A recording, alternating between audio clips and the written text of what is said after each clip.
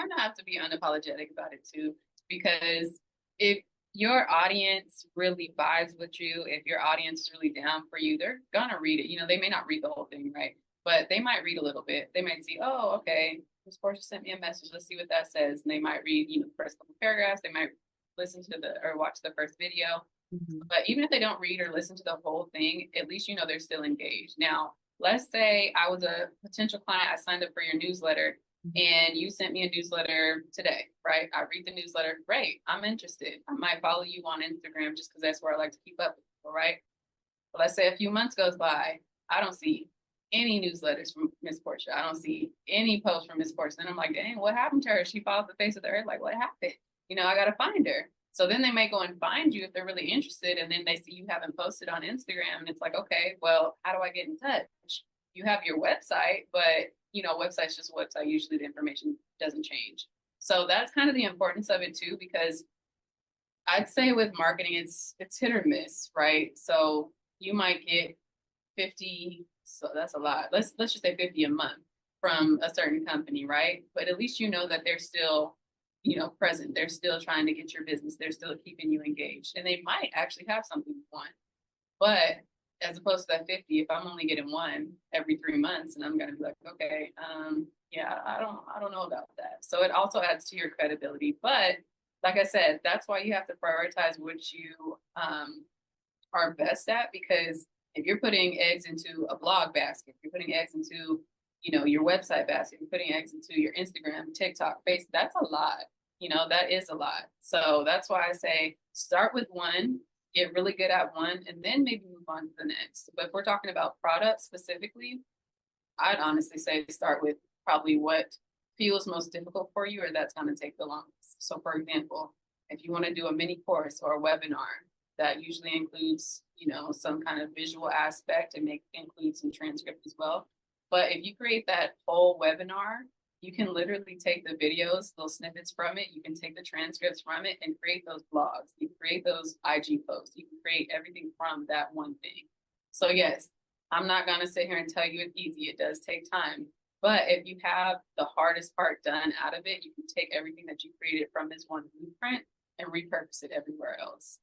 So, wow, this feels a lot more intense than it was supposed to be. But Well, I, and I have one more thing to add on that, because think about this, to your exact example, Portia, of how many things you get from, and I like what Kimmy said, is that, it still keeps you present, still keeps you front of mind when you're sending stuff, even if you're sending a newsletter once a month.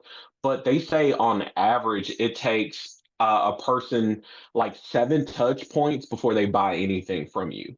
So that's why I say I think it's still important to get that information from them, get their email from them, get in front of them so they're knowing. Because think about this on your end. What was you probably bought an online course or something before, right? How many times did it take from you to hear from that person before you bought that course? You see what I'm saying? Did the very first time they mentioned it or you saw an email or clicked on something, did you buy the course?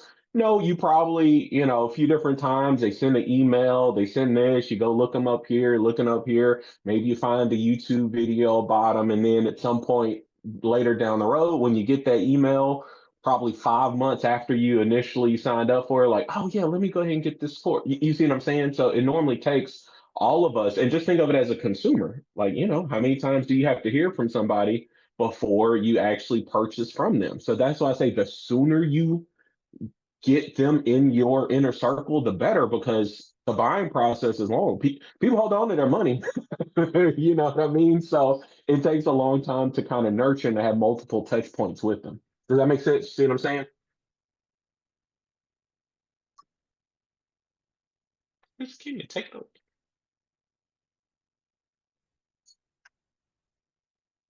okay, this is probably going to be the last slide. I'm actually going to skip this one here. All right. So this is something I'd like to ask y'all, especially in marketing calls. If you haven't seen it yet, great, because we're going to hop right in. So what is your unique value proposition or value add? On the right hand side, you can see a diagram basically explaining what that is, but essentially is what sets you apart from other mental health professionals.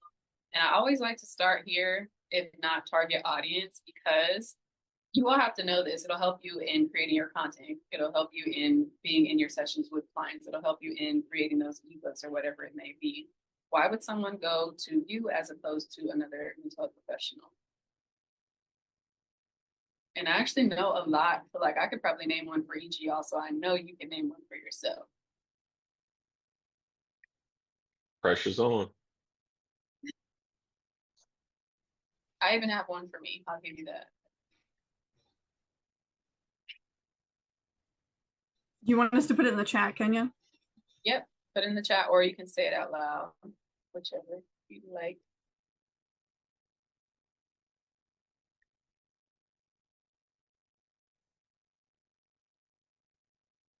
I'm curious to see these too.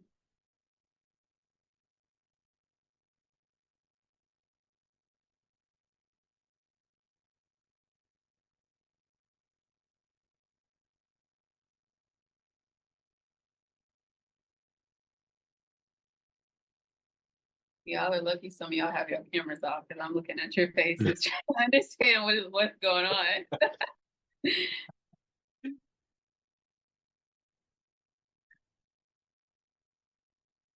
Okay. I am going to call on someone because I don't see anything in the chat yet. So Hmm. I'm gonna call on Brandon. There we go, Brandon. Okay. What's your UVA? Oh, I had just dropped it, but I say He did. I'm a man. I'm a man providing therapy, a black man at that, and I know that's like very super stupidly rare, and also increasingly more in demand. So just off of that by itself. Yep, for sure. That's definitely one I would have for you too. There Another we one go, Deb. I'm gonna Yep. add this before Brandon. I would say the language used in therapy too. So the way that you speak, I mean, obviously I haven't been like in a session with you, but the way that you speak to clients, just looking at your website, looking at your social media, is very unique as well. It's literally to like directly to your target audience. So, you know, the way that, you know, we speak in slang, for example, people are probably going to migrate to that as opposed to someone who just speaks standard proper English because they understand it better. And that's probably something you've thought about. I feel like you've definitely said that in one of our sessions before, but it does help because it lets the audience know like, hey, this person understands me, like this person sees who I am. I don't have to code switch. I'll say that. I don't have to code switch. So that's Hmm. you can show up to therapy as simply who you are.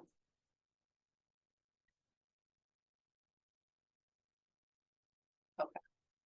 There are virtually no therapists who are willing to work with clients with psychosis or anything that can help over plus, or excuse me, I've got over 20 plus years. Hmm. Yep, and yours is definitely a UVA as well. Nailed it. And Jen, I'm gonna pick on you. What's yours? What's your unique value proposition? God. I don't know. I know. Oh, Boundaries without guilt. boundaries without guilt. Yes. Ooh. But I mean, I'm trying to figure out how I'm special. um,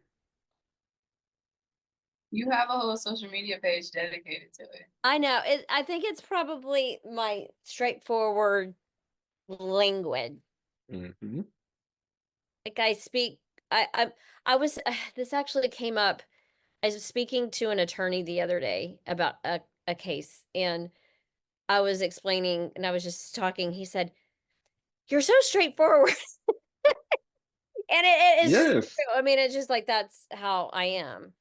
But I don't know how to like I don't know. See, no, Well, that's it right there. It sounds like that's it. yeah, I mean, you got to think about your clients too. So if people are going to you continuously and they're like, they've been a long time client, why do you think they come back, right? It may be that you're Um, introduced. Some people need like super direct instructions, and some people are like, oh, okay, no, I want you to not coddle me, but kind of like help me through it. I need a little more empathy with my speech. mhm. Some people operate that way as opposed to maybe the way that And you I'm very compassionate too. That I mean, the feedback I get from my clients is that I can compassionately and empathetically narrow something down to like, have you thought of this? Hmm. So oddly enough, I'm able to help them.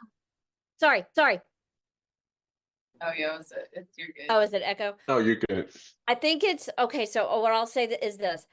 Oddly enough, because I struggle with this being laser focused, I help my clients become laser focused on in a compassionate way on what could possibly be preventing them from having the lives or the outcomes that they want. That was your tagline, wasn't it? Yeah, something like that. Meaning, if it's not, go ahead and add that to your tagline. And I'm asking this because this is where a lot of your content will probably derive from too. Like, this is how we get you to speak directly to your client. And also, Ms. Deb, I didn't want to pass you up. Feel free to accept the invitation if you want. But I would love to have a session with you about this too, because like you said, your niche is so unique. It's not just simply like anxiety or depression, that there should be several people coming to you. And I know something like getting clients is very difficult in general. Keeping those clients is difficult as well. But with your niche so specified, there are several ways that I can think of that I really want to help you get in front of those clients as well. And you have a UVA too. That's more so your niche. I will say that. I feel like a lot of us are merging your niche and your UVA. Your niche is pretty much about them. Your UVA is about you. So we don't speak about you a whole lot, especially when talking about marketing, because it's about the client. But what do you provide, right? You have the education, you have the knowledge. Outside of your knowledge and education, more so like, I guess what they say, soft skills, and less technical, I guess. What do you provide? What is it about you